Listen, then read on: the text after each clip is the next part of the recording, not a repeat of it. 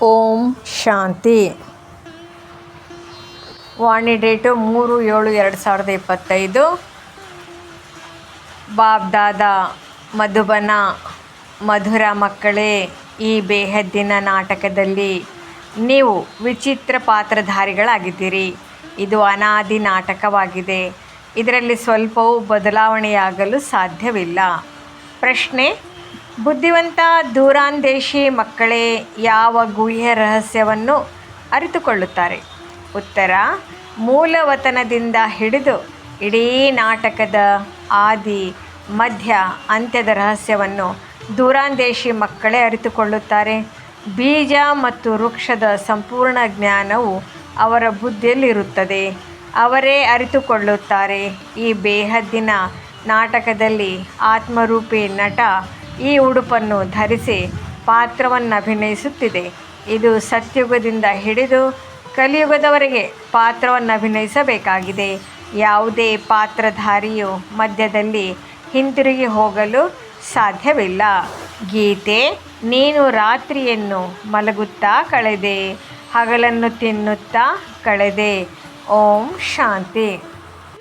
ಈ ಗೀತೆಯನ್ನು ಮಕ್ಕಳು ಕೇಳಿದರೆ ಇದರಲ್ಲಿ ಕೆಲವು ಶಬ್ದಗಳು ಸರಿಯಾಗಿದೆ, ಇನ್ನೂ ಕೆಲವು ತಪ್ಪಾಗಿದೆ. ಬಾಯಿಂದ ಸ್ಮರಣೆ ಮಾಡಲಾಗುವುದಿಲ್ಲ. ದುಃಖವೂ ಸಹ ಅವಶ್ಯಕವಾಗಿ ಬರಬೇಕಾಗಿದೆ. ದುಃಖವಾದಾಗಲೇ ಸುಖವನ್ನು ಕೊಡಲು ತಂದೆಯು ಬರಬೇಕಾಗುತ್ತದೆ. ಮಧುರಾತಿ ಮಧುರ ಮಕ್ಕಳಿಗೆ ತಿಳಿದಿದೆ. ನಾವೀಗ ಸುಖಧಾಮಕ್ಕಾಗಿ ಓದುತ್ತಿದ್ದೇವೆ. ಶಾಂತಿಧಾಮ ಮತ್ತು ಸುಖಧಾಮ. ಮೊದಲು ಮುಕ್ತಿ, ನಂತರ ಜೀವನ್ಮುಕ್ತಿ ಇರುತ್ತದೆ. ಶಾಂತಿಧಾಮವು ಮನೆಯಾಗಿದೆ. ಇಲ್ಲಿ ಪಾತ್ರವನ್ನು ಅಭಿನಯಿಸುವುದಿಲ್ಲ. ಹೇಗೆ ಪಾತ್ರಧಾರಿಗಳು ಮನೆಗೆ ಹೊರಟು ಹೋಗುತ್ತಾರೆ, ಅಲ್ಲೇನು ಪಾತ್ರವನ್ನು ಅಭಿನಯಿಸುವುದಿಲ್ಲ. ಸ್ಟೇಜಿನ ಮೇಲೆ ಪಾತ್ರವನ್ನು ಅಭಿನಯಿಸಲಾಗುತ್ತದೆ. ಇದು ಸಹ ಸ್ಟೇಜ್ ಆಗಿದೆ. ಹೇಗೆ ಹದ್ದಿನ ನಾಟಕವಿರುತ್ತದೆಯೋ ಹಾಗೆ ಇದು ಬೇಹದ್ದಿನ ನಾಟಕವಾಗಿದೆ. ಇದರ ಆದಿ ಮಧ್ಯ ಅಂತ್ಯದ ರಹಸ್ಯವನ್ನು ತಂದೆ ವಿನಃ ಮತ್ಯಾರೂ ತಿಳಿಸಲು ಸಾಧ್ಯವಿಲ್ಲ. ವಾಸ್ತವದಲ್ಲಿ ಈ ಯಾತ್ರೆ ಅಥವಾ ಯುದ್ಧ ಎಂಬ ಶಬ್ದವು ಕೇವಲ ತಿಳಿಸಿಕೊಡಲು ಕೆಲಸದಲ್ಲಿ ತರಬೇಕಾಗುತ್ತದೆ. ಆದರೆ ಇದರಲ್ಲಿ ಯುದ್ಧವೇನೂ ಇಲ್ಲ. ಯಾತ್ರೆಯ ಶಬ್ದವಿದೆ, ಬಾಕಿ ಇದು ನೆನಪಾಗಿದೆ. ನೆನಪು ಮಾಡುತ್ತಾ ಮಾಡುತ್ತಾ ಪಾವನರಾಗಿ ಬಿಡುತ್ತೀರಿ. ಈ ಯಾತ್ರೆಯು ಇಲ್ಲಿಯೇ ಪೂರ್ಣವಾಗುವುದು. ಎಲ್ಲಿಯೂ ಹೋಗಬೇಕಾಗಿಲ್ಲ. ಮಕ್ಕಳು ಪಾವನರಾಗಿ ತಮ್ಮ ಮನೆಗೆ ಹೋಗಬೇಕಾಗಿದೆ. ಆದರೆ ಅಪವಿತ್ರರಂತೂ ಹೋಗಲು ಸಾಧ್ಯವಿಲ್ಲ. ಆದ್ದರಿಂದ ತಮ್ಮನ್ನು ಆತ್ಮನೆಂದು ತಿಳಿಯಬೇಕಾಗಿದೆ. ನಾನಾತ್ಮನಲ್ಲಿ ಇಡೀ ಚಕ್ರದ ಪಾತ್ರವಿದೆ. ಈಗ ಆ ಪಾತ್ರವು ಪೂರ್ಣವಾಗಿದೆ. ಮಕ್ಕಳೇ, ನನ್ನನ್ನು ನೆನಪು ಮಾಡಿ ಎಂದು ತಂದೆಯು ಬಹಳ ಸಹಜವಾದ ಸಲಹೆಯನ್ನು ಕೊಡುತ್ತಾರೆ. ನೀವು ಕುಳಿತಿರುವುದು ಇಲ್ಲಿಯೇ, ಎಲ್ಲಿಯೂ ಹೋಗುವಂತಿಲ್ಲ. ತಂದೆಯು ಬಂದು ತಿಳಿಸುತ್ತಾರೆ, ನನ್ನನ್ನು ನೆನಪು ಮಾಡುವುದರಿಂದ ನೀವು ಪಾವನರಾಗಿ ಬಿಡುತ್ತೀರಿ. ಯುದ್ಧವೇನೂ ಇಲ್ಲ. ತಮ್ಮನ್ನು ತಮೋಪ್ರಧಾನರಿಂದ ಸತೋಪ್ರಧಾನರನ್ನಾಗಿ ಮಾಡಿಕೊಳ್ಳಬೇಕಾಗಿದೆ. ಮಾಯೆ ಮೇಲೆ ಜಯ ಗಳಿಸಬೇಕಾಗಿದೆ. ಈಗ 84 ಜನ್ಮಗಳ ಚಕ್ರವು ಪೂರ್ಣವಾಗುವುದೆಂದು ಮಕ್ಕಳಿಗೆ ಗೊತ್ತಿದೆ. ಭಾರತವೇ ಅವಶ್ಯಕವಾಗಿ ಸತೋಪ್ರಧಾನವಾಗಿತ್ತು. ಅದರಲ್ಲಿ ಮನುಷ್ಯರು ಅವಶ್ಯಕವಾಗಿ ಇರುತ್ತಾರೆ. ಭೂಮಿಯು ಬದಲಾಗುವುದಿಲ್ಲ. ನೀವೀಗ ತಿಳಿದುಕೊಂಡಿದ್ದೀರಿ. ನಾವು ಸತೋಪ್ರಧಾನರಾಗಿದ್ದೆವು, ನಂತರ ತಮೋಪ್ರಧಾನರಾದೆವು. ಈಗ ಮತ್ತೆ ಸತೋಪ್ರಧಾನರಾಗಬೇಕಾಗಿದೆ. ಪತಿತ ಪಾವನನೇ ಬಂದು ನಮ್ಮನ್ನು ಪತಿತರಿಂದ ಪಾವನರನ್ನಾಗಿ ಮಾಡಿ ಎಂದು ಮನುಷ್ಯರು ಕರೆಯುತ್ತಾರೆ. ಆದರೆ ಅವರು ಯಾರು, ಹೇಗೆ ಬರುತ್ತಾರೆ, ಏನನ್ನೂ ತಿಳಿದುಕೊಂಡಿಲ್ಲ. ಈಗ ತಂದೆಯು ನಿಮ್ಮನ್ನು ಬುದ್ಧಿವಂತರನ್ನಾಗಿ ಮಾಡಿದ್ದಾರೆ. ನೀವು ಎಷ್ಟು ಶ್ರೇಷ್ಠ ಪದವಿಯನ್ನು ಪಡೆಯುತ್ತೀರಿ. ಸತ್ಯುಗದಲ್ಲಿ ಬಡವರು ಸಹ ಇಲ್ಲಿನ ಸಾಹುಕಾರರಿಗಿಂತ ಶ್ರೇಷ್ಠವಾಗಿರುತ್ತಾರೆ. ಭಲೆ ಎಷ್ಟು ದೊಡ್ಡ ದೊಡ್ಡ ರಾಜರಿದ್ದರು, ಬಹಳ ಹಣವಿತ್ತು, ಆದರೆ ವಿಕಾರಿಗಳಲ್ಲವೇ? ಇವರಿಗಿಂತಲೂ ಸತ್ಯುಗದಲ್ಲಿ ಸಾಧಾರಣ ಪ್ರಜೆಗಳು ಸಹ ಬಹಳ ಶ್ರೇಷ್ಠರಾಗುತ್ತಾರೆ. ತಂದೆಯು ಅಂತರವನ್ನು ತಿಳಿಸುತ್ತಾರೆ. ರಾವಣನ ನೆರಳು ಬೀಳುವುದರಿಂದಲೇ ಪತಿತರಾಗಿ ಬಿಡುತ್ತಾರೆ. ನಿರ್ವಿಕಾರಿ ದೇವತೆಗಳ ಮುಂದೆ ತಮ್ಮನ್ನು ಪತಿತರೆಂದು ಹೇಳಿ ತಲೆಬಾಗುತ್ತಾರೆ. ತಂದೆಯು ಇಲ್ಲಿ ಬರುತ್ತಾರೆಂದರೆ ಬಹಳ ಬೇಗನೆ ಎಲ್ಲರನ್ನು ಮೇಲೆತ್ತುತ್ತಾರೆ. ಇದು ಸೆಕೆಂಡಿನ ಮಾತಾಗಿದೆ. ಈಗ ತಂದೆಯು ಜ್ಞಾನದ 3ನೆಯ ನೇತ್ರವನ್ನು ಕೊಟ್ಟಿದ್ದಾರೆ. ನೀವು ಮಕ್ಕಳು ದೂರಾಂದೇಶಿಗಳಾಗಿ ಬಿಡುತ್ತೀರಿ. ಮೇಲೆ ಮೂಲವತನದಿಂದ ಹಿಡಿದು ಇಡೀ ಡ್ರಾಮಾದ ಚಕ್ರವು ನಿಮಗೆ ನೆನಪಿದೆ. ಹೇಗೆ ಹದ್ದಿನ ನಾಟಕವನ್ನು ನೋಡಿ ಬಂದು ಏನೇನೋ ನೋಡಿದೆವೆಂದು ತಿಳಿಸುತ್ತಾರಲ್ಲವೇ? ಬುದ್ಧಿಯಲ್ಲಿ ತುಂಬಿರುತ್ತದೆ, ಅದನ್ನು ವರ್ಣನೆ ಮಾಡುತ್ತಾರೆ. ಆತ್ಮದಲ್ಲಿ ತುಂಬಿಕೊಂಡು ಬಂದು ಅದನ್ನು ಹಂಚಿಕೊಳ್ಳುತ್ತಾರೆ. ಹಾಗೆಯೇ ಇವು ಬೇಹದ್ದಿನ ಮಾತುಗಳಾಗಿವೆ. ನೀವು ಬಹಳ ಬುದ್ಧಿಯಲ್ಲಿ ಈ ಬೇಹದ್ದಿನ ನಾಟಕದ ಆದಿ ಮಧ್ಯ ಅಂತ್ಯದ ರಹಸ್ಯವಿರಬೇಕು. ಇದು ಪುನರಾವರ್ತನೆ ಆಗುತ್ತಿರುತ್ತದೆ. ಆ ಹದ್ದಿನ ನಾಟಕದಲ್ಲಂತೂ ಒಬ್ಬ ಪಾತ್ರಧಾರಿಯು ಹೊರಟು ಹೋದರೆ ಅವರಿಗೆ ಬದಲಾಗಿ ಇನ್ನೊಬ್ಬರು ಬರಬಹುದು. ಯಾರಾದರೂ ಕಾಯಿಲೆಗೊಳಗಾದರೆ ಅವರಿಗೆ ಬದಲು ಇನ್ನೊಬ್ಬರನ್ನು ಸೇರಿಸಿಕೊಳ್ಳುತ್ತಾರೆ. ಆದರೆ ಇದಂತೂ ಚೈತನ್ಯ ನಾಟಕವಾಗಿದೆ. ಇದರಲ್ಲಿ ಸ್ವಲ್ಪವೂ ಅದಲು ಬದಲಾಗಲು ಸಾಧ್ಯವಿಲ್ಲ. ನೀವು ಮಕ್ಕಳಿಗೆ ತಿಳಿದಿದೆ, ನಾವು ಆತ್ಮರಾಗಿದ್ದೇವೆ. ಇದು ಶರೀರರೂಪಿ ವಸ್ತ್ರವಾಗಿದೆ. ಇದನ್ನು ಧರಿಸಿ ನಾವು ಬಹುರೂಪಿ ಪಾತ್ರವನ್ನು ಅಭಿನಯಿಸುತ್ತೇವೆ. ನಾಮ, ರೂಪ, ದೇಶ, ಲಕ್ಷಣಗಳು ಬದಲಾಗುತ್ತಾ ಹೋಗುತ್ತವೆ. ಪಾತ್ರಧಾರಿಗಳಿಗೆ ತಮ್ಮ ಪಾತ್ರದ ಬಗ್ಗೆ ತಿಳಿದಿರುತ್ತದೆಯಲ್ಲವೇ? ತಂದೆಯು ಮಕ್ಕಳಿಗೆ ಈ ಚಕ್ರದ ರಹಸ್ಯವನ್ನಂತೂ ತಿಳಿಸುತ್ತಲೇ ಇರುತ್ತಾರೆ. ಸತ್ಯಯುಗದಿಂದ ಹಿಡಿದು ಕಲಿಯುಗದ ಅಂತ್ಯದವರೆಗೆ ಬರುತ್ತಾರೆ ಮತ್ತು ಹೋಗುತ್ತಾರೆ. ಪುನಃ ಹೊಸದಾಗಿ ಬಂದು ಪಾತ್ರವನ್ನು ಅಭಿನಯಿಸುತ್ತಾರೆ. ಇದನ್ನು ವಿಸ್ತಾರದಲ್ಲಿ ತಿಳಿಸುವುದರಲ್ಲಿ ಸಮಯ ಹಿಡಿಸುತ್ತದೆ. ಬೀಜದಲ್ಲಿ ಭಲೆ ಜ್ಞಾನವಿದೆ, ಆದರೆ ತಿಳಿಸಲು ಸಮಯ ಹಿಡಿಸುತ್ತದೆಯಲ್ಲವೇ? ನಿಮ್ಮ ಬುದ್ಧಿಯಲ್ಲಿಯೂ ಬೀಜ ಮತ್ತು ವೃಕ್ಷದ ಪೂರ್ಣ ಜ್ಞಾನವಿದೆ. ಅದರಲ್ಲಿಯೂ ಯಾರು ಮೇಲೆ ಇದ್ದಾರೆ, ಇದರ ಉತ್ಪತ್ತಿ, ಪಾಲನೆ ಮತ್ತು ಸಂಹಾರ ಹೇಗಾಗುತ್ತದೆ. ಆದ್ದರಿಂದ ತ್ರಿಮೂರ್ತಿಗಳನ್ನು ತೋರಿಸಿದ್ದಾರೆ. ತಂದೆಯು ಕೊಡುವ ಈ ತಿಳುವಳಿಕೆಯನ್ನು ಮತ್ಯಾವ ಮನುಷ್ಯರು ಕೊಡಲು ಸಾಧ್ಯವಿಲ್ಲ. ಯಾವಾಗ ಇಲ್ಲಿಗೆ ಬರುವರೋ ಆಗ ಅವರಿಗೆ ಅರ್ಥವಾಗುತ್ತದೆ. ಆದ್ದರಿಂದ ನೀವು ಎಲ್ಲರಿಗೆ ಇಲ್ಲಿ ಬಂದು ತಿಳಿದುಕೊಳ್ಳಿ ಎಂದು ಹೇಳುತ್ತೀರಿ. ಕೆಲವರು ಬಹಳ ಒರಟು ಮನುಷ್ಯರಿರುತ್ತಾರೆ. ನಾವೇನು ಕೇಳಬೇಕಾಗಿಲ್ಲ, ನಮಗೆ ಬೇಕಿಲ್ಲವೆಂದು ಹೇಳಿಬಿಡುತ್ತಾರೆ. ಇನ್ನು ಕೆಲವರು ಕೇಳುತ್ತಾರೆ, ಪುಸ್ತಕಗಳನ್ನು ತೆಗೆದುಕೊಳ್ಳುತ್ತಾರೆ. ಕೆಲವರು ತೆಗೆದುಕೊಳ್ಳುವುದಿಲ್ಲ. ನಿಮ್ಮ ಬುದ್ಧಿಯು ಈಗ ವಿಶಾಲ ದೂರಾಂದೇಶಿಯಾಗಿಬಿಟ್ಟಿದೆ. ನೀವು 3 ಲೋಕಗಳನ್ನು ತಿಳಿದುಕೊಂಡಿದ್ದೀರಿ. ಮೂಲವತನಕ್ಕೆ ನಿರಾಕಾರಿ ಪ್ರಪಂಚವೆಂದು ಹೇಳಲಾಗುತ್ತದೆ. ಬಾಕಿ ಸೂಕ್ಷ್ಮವತನದ್ದು ಏನೂ ಇಲ್ಲ. ಸಂಬಂಧವೆಲ್ಲವೂ ಮೂಲವತನ ಮತ್ತು ಸ್ಥೂಲವತನದೊಂದಿಗೆ ಇದೆ. ಸೂಕ್ಷ್ಮವತನವು ಸ್ವಲ್ಪ ಸಮಯಕ್ಕಾಗಿ ಇದೆ. ಎಲ್ಲ ಆತ್ಮಗಳು ಮೇಲಿಂದ ಪಾತ್ರವನ್ನು ಅಭಿನಯಿಸಲು ಇಲ್ಲಿಗೆ ಬರುತ್ತಾರೆ. ಈ ವೃಕ್ಷದಲ್ಲಿ ಎಲ್ಲ ಧರ್ಮದವರು ನಂಬರ್ವಾರಿದ್ದಾರೆ. ಇದು ಮಾನವ ವಂಶವೃಕ್ಷವಾಗಿದೆ. ಬಹಳ ಅಕ್ಯುರೇಟ್ ಆಗಿದೆ. ಸ್ವಲ್ಪವೂ ಹಿಂದೆ ಮುಂದೆ ಆಗಲು ಸಾಧ್ಯವಿಲ್ಲ. ಆತ್ಮಗಳು ತಮ್ಮ ಸ್ಥಾನವನ್ನು ಬಿಟ್ಟು ಮತ್ತೆಲ್ಲಿಯೂ ಕುಳಿತುಕೊಳ್ಳಲು ಸಾಧ್ಯವಿಲ್ಲ. ಆತ್ಮಗಳು ಬ್ರಹ್ಮತತ್ವದಲ್ಲಿ ವಿರಾಜಮಾನರಾಗಿರುತ್ತಾರೆ.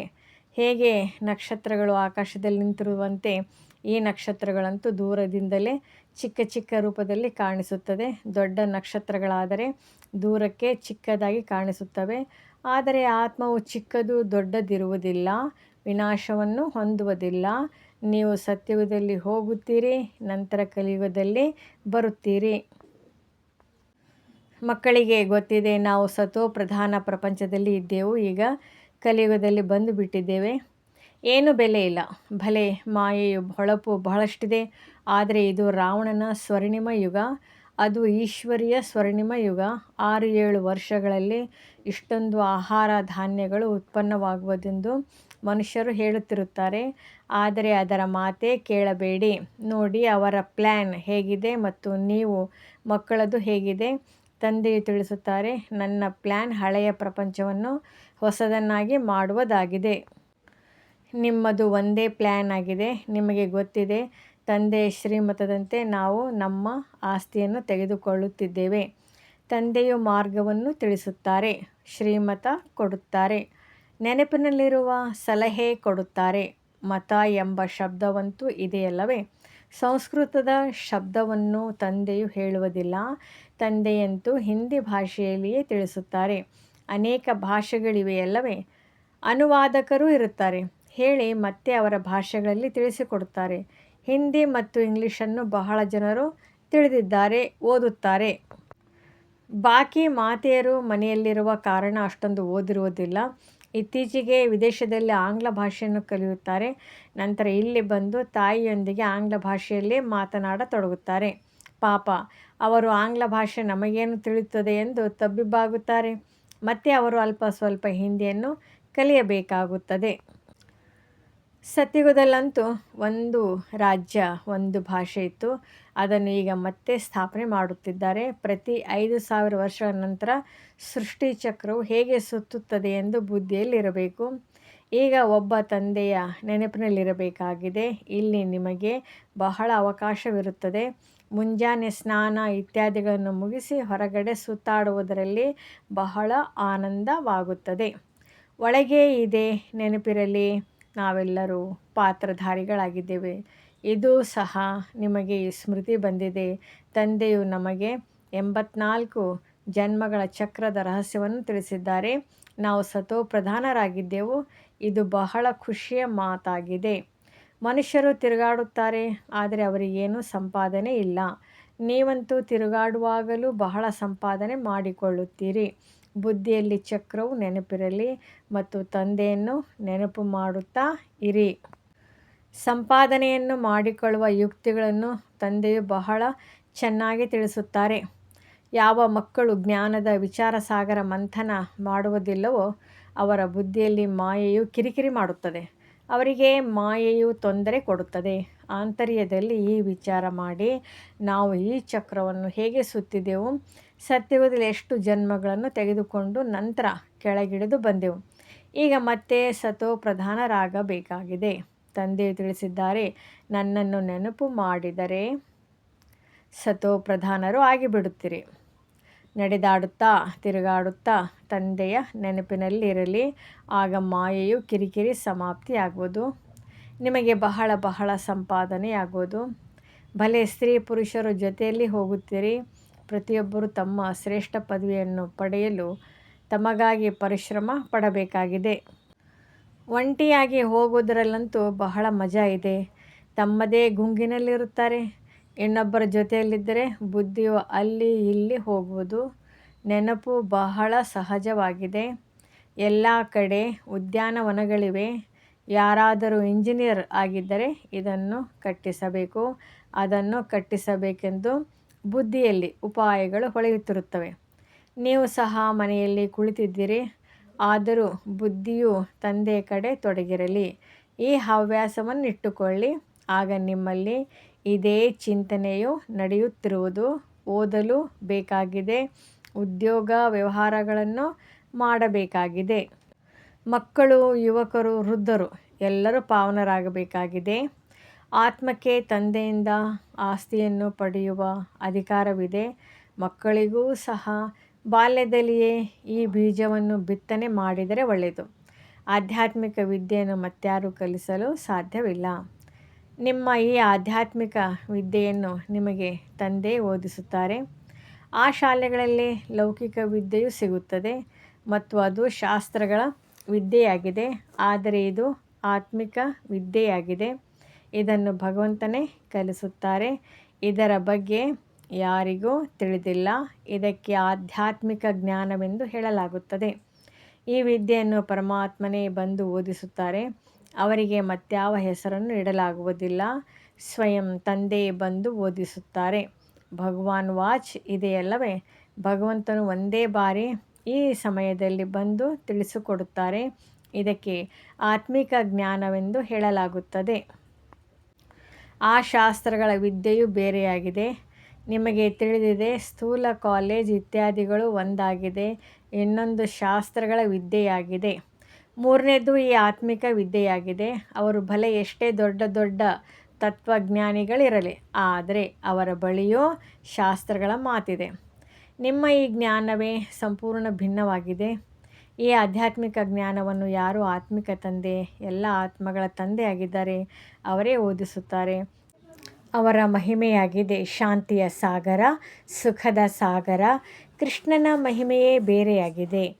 ಗುಣ ಅವಗುಣಗಳು ಮನುಷ್ಯರಲ್ಲಿ ಇರುತ್ತವೆ. ಹಾಗೆ ಮಾತನಾಡುತ್ತಿರುತ್ತಾರೆ.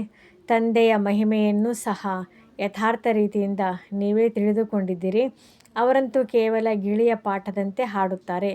ಅರ್ಥವೇನೂ ಗೊತ್ತಿಲ್ಲ. ಆದ್ದರಿಂದ ತಮ್ಮ ಉನ್ನತಿ ಹೇಗೆ ಮಾಡಿಕೊಳ್ಳುವುದೆಂದು ತಂದೆಯು ಮಕ್ಕಳಿಗೆ ಸಲಹೆ ಕೊಡುತ್ತಾರೆ. ಪುರುಷಾರ್ಥ ಮಾಡುತ್ತಾ ಇದ್ದಾಗ ಪಕ್ಕಾ ಆಗುತ್ತಾ ಹೋಗುವಿರಿ.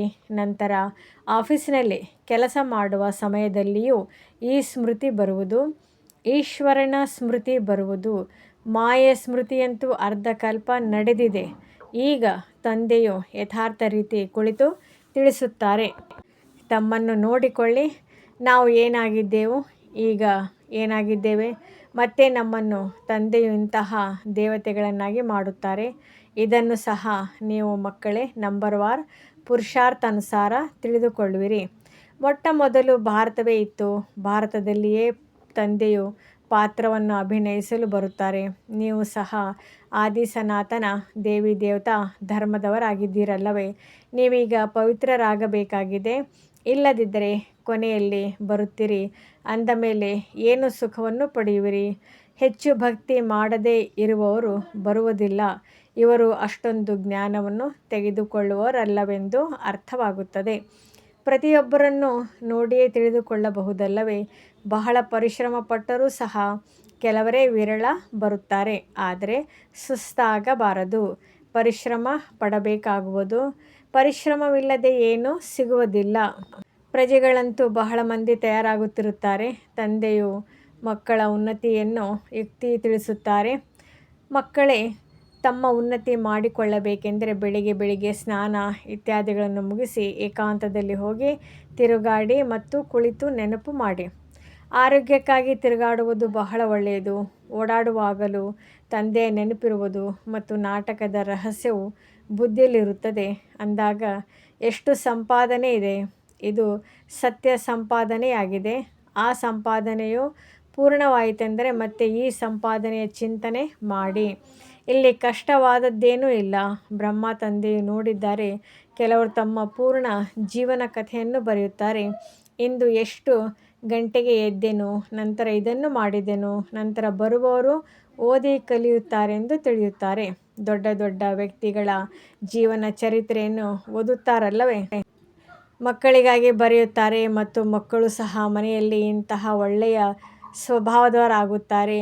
ಈಗ ನೀವು ಮಕ್ಕಳು ಪುರುಷಾರ್ಥ ಮಾಡಿ ಸತೋಪ್ರಧಾನರಾಗಬೇಕಾಗಿದೆ. ಪುನಃ ಸತೋಪ್ರಧಾನ ಪ್ರಪಂಚದ ರಾಜ್ಯವನ್ನು ತೆಗೆದುಕೊಳ್ಳಬೇಕಾಗಿದೆ. ನಿಮಗೆ ತಿಳಿದಿದೆ, ಕಲ್ಪಕಲ್ಪವೂ ರಾಜ್ಯವನ್ನು ತೆಗೆದುಕೊಂಡಿದ್ದೀರಿ ಮತ್ತು ಕಳೆದುಕೊಳ್ಳುವಿರಿ. ಇದೆಲ್ಲವೂ ನಿಮ್ಮ ಬುದ್ಧಿಯಲ್ಲಿದೆ. ಇದು ಹೊಸ ಪ್ರಪಂಚ, ಹೊಸ ಧರ್ಮಕ್ಕಾಗಿ, ಹೊಸ ಜ್ಞಾನಕ್ಕಾಗಿ. ಈ ಜ್ಞಾನವಿದೆ. ಆದ್ದರಿಂದ ಮಧುರಾತಿ ಮಧುರ ಮಕ್ಕಳಿಗೆ ಪುನಃ ತಿಳಿಸುತ್ತೇನೆ. ಬೇಗನೆ ಪುರುಷಾರ್ಥ ಮಾಡಿ. ಶರೀರದ ಮೇಲೆ ಯಾವುದೇ ಭರವಸೆ ಇಲ್ಲ. ಇತ್ತೀಚೆಗಂತೂ ಮೃತ್ಯು ಬಹಳ ಸಹಜವಾಗಿ ಬಿಟ್ಟಿದೆ.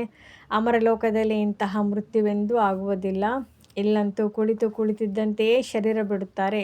ಆದ್ದರಿಂದ ತಮ್ಮ ಪುರುಷಾರ್ಥ ಮಾಡುತ್ತಾ ಇರಿ, ಜಮಾ ಮಾಡಿಕೊಳ್ಳುತ್ತಾ ಇರಿ. ಒಳ್ಳೆಯದು. ಮಧುರಾತಿ ಮಧುರ.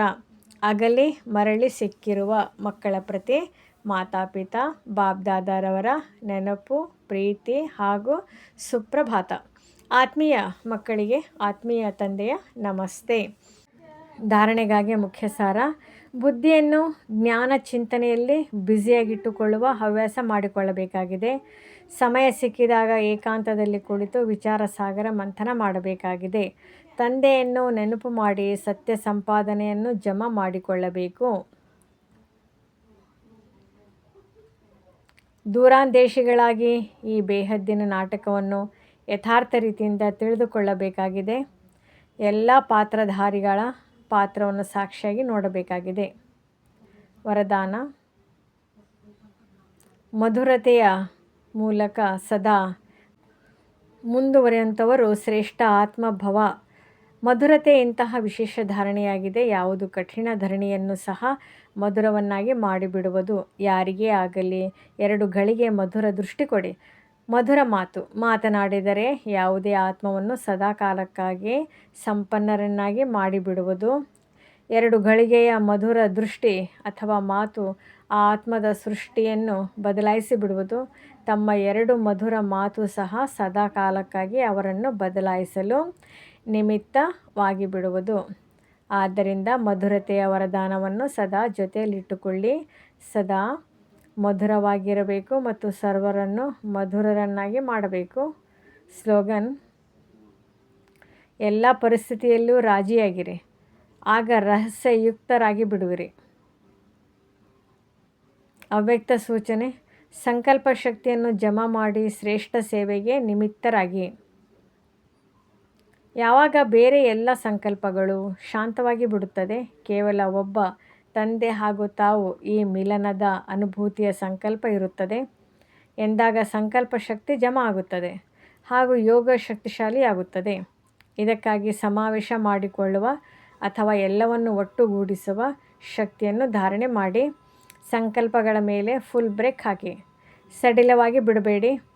ಒಂದು ವೇಳೆ 1 ಸೆಕೆಂಡಿನ ಬದಲಾಗಿ ಜಾಸ್ತಿ ಸಮಯ ಹಿಡಿಸುತ್ತದೆ ಎಂದರೆ ಸಮಾವೇಶ ಮಾಡುವ ಶಕ್ತಿ ಬಲಹೀನವಾಗಿದೆ. ಓಂ ಶಾಂತಿ.